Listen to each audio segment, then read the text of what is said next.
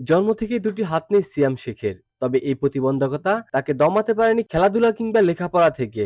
জামালপুর জেলার সরিষাবাড়ী উপজেলার এই কিশোর এবছর এসএসসি পরীক্ষায় জিপিএ ৩.৮৩ পেয়ে উত্তীর্ণ হয়েছে।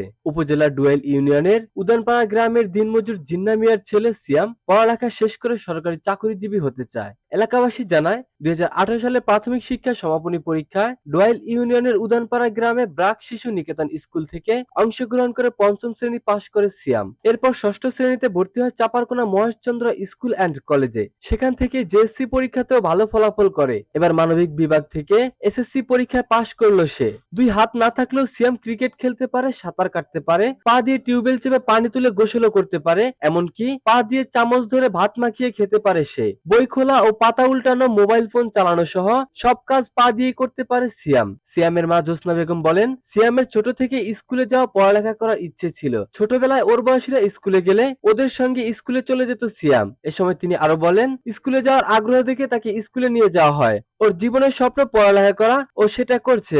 এখন সিয়াম এসএসসি পরীক্ষা দিয়ে পাশ করেছে। তবে পরিবারের আর্থিক অবস্থা ভালো না হওয়ার কারণে ওর পড়ালেখা নিয়ে শঙ্কা প্রকাশ করেন ওর মা। সিয়াম শেখ বলেন, আমার এই পর্যন্ত আসার পেছনে সব থেকে বড় অবদান জাকিয়া সুলতানা ম্যাডামের। তিনি আমাকে পড়ালেখা করার সাহস জুগিয়ে পা দিয়ে আমাকে লেখা শিখিয়েছেন। আমার স্কুলের বন্ধুরা যারা সব সময় আমাকে বিভিন্নভাবে সহযোগিতা করেছে, তাদের জন্যই আমি আজ সফল। আমার ইচ্ছে পড়ালেখা শেষ করে সরকারি চাকরি করা, মা বাবার মুখে হাসি ফোটানো এবং দেশের মানুষের সেবা করা। সিয়ামের শিক্ষক ও চাপারকোনা মহেশচন্দ্র স্কুল অ্যান্ড কলেজের অধ্যক্ষ রফিকুল ইসলাম বলেন, সিয়াম আমাদের এখানে ষষ্ঠ শ্রেণীতে ভর্তি হয়। লেখাপড়ার প্রতি আগ্রহ দেখে বিনা বেতনে তাকে ষষ্ঠ থেকে দশম শ্রেণী পর্যন্ত পড়ানো হয়েছে। সে যদি এখানে একাদশ শ্রেণীতে ভর্তি হয়, তাহলে তাকে বিনা বেতনে আবার পড়ার সুযোগ দেওয়া হবে।